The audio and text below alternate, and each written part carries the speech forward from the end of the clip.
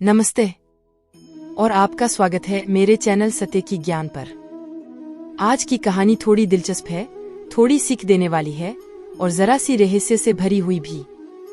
ये कहानी है एक राजा और उसकी 7 रानियों के बारे में। ये राजा था बहुत ही शक्तिशाली, पर उसकी एक कमजोरी थी, शक करना।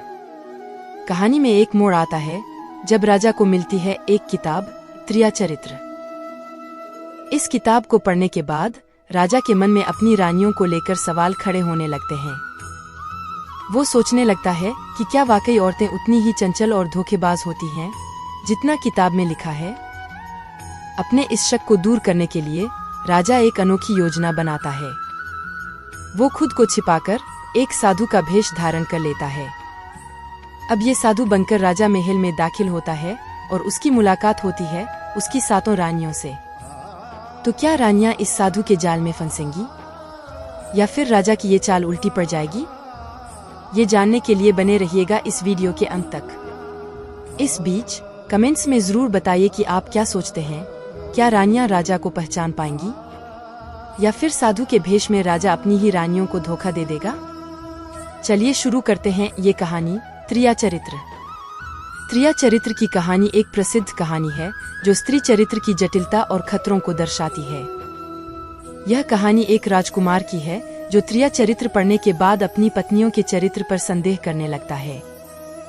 वह अपनी पत्नियों की परीक्षा लेने के लिए एक योजना बनाता है और अंत में खुद को ही खतरे में डाल देता है। कहानी के अनुसार एक राजकुमार था जो बहुत ही सुंदर और बुद्धिमान था। उसकी 7 पत्नियां थीं जो सभी बहुत ही सुंदर थीं। एक दिन राजकुमार को त्रियाचरित्र नामक एक पुस्तक मिलती है।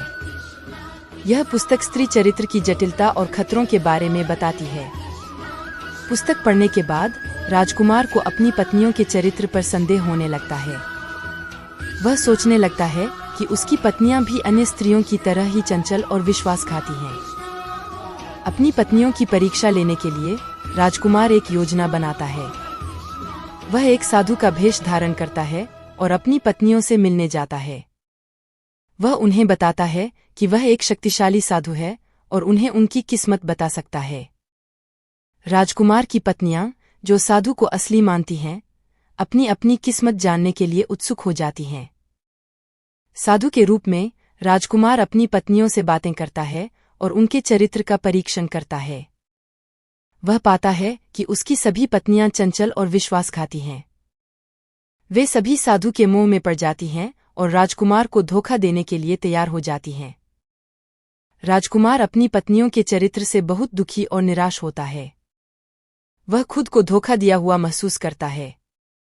वह अपनी पत्नियों को सजा देना चाहता है, लेकिन वह ऐसा नहीं कर सकता क्योंकि वह अपनी जान खतरे में नहीं डालना चाहता। अंत में राजकुमार अपनी पत्नियों को छोड़कर जंगल में चला जाता है। वह एक साधु बन जाता है और अपना जीवन भगवान की भक्ति में बिताता है। बहरहाल ये थी त्रियाचरित्र की कहानी। जैसा कि आपने देखा, कहानी एक राजा के शक और गलतफहमी पर आधारित थी। कई बार हम भी बिना सोचे समझे दूसरों पर शक करने लगते हैं, जिससे रिश्तों में दरार आ जाती है। त्रियाचरित्र की कहानी एक नैतिक शिक्षा देती है। यह हमें सिखाती है कि हमें स्त्रियों पर अविश्वास नहीं करना चाहिए। स्त्रियां भी पुरुषों की तरह ही ईमानदार और वफादार हो सकती हैं। हमें स्त्रियों का सम्मान करना चाहिए और उन्हें समान अधिकार देना चाहिए। यह कहानी स्त्री चरित्र की जटिलता को भी दर्शाती है। स्त्रियां भावनात्मक प्राणी हैं और उनके विचार और भावनाएं पुरुषों से अलग होती हैं। स्त्रियों को समझना आसान नहीं होता है और उनके चरित्र का अनुमान लगाना मुश्किल होता है। त्रियाचरित्र की कहानी एक चेतावनी भी देती है।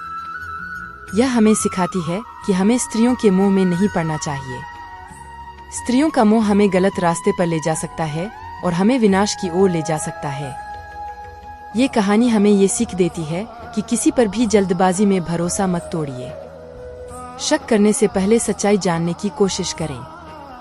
और हाँ, कभी भी किसी किताब या कहानी को पूरी सच्चाई ना मानें। जिंदगी हर किसी के लिए अलग होती है।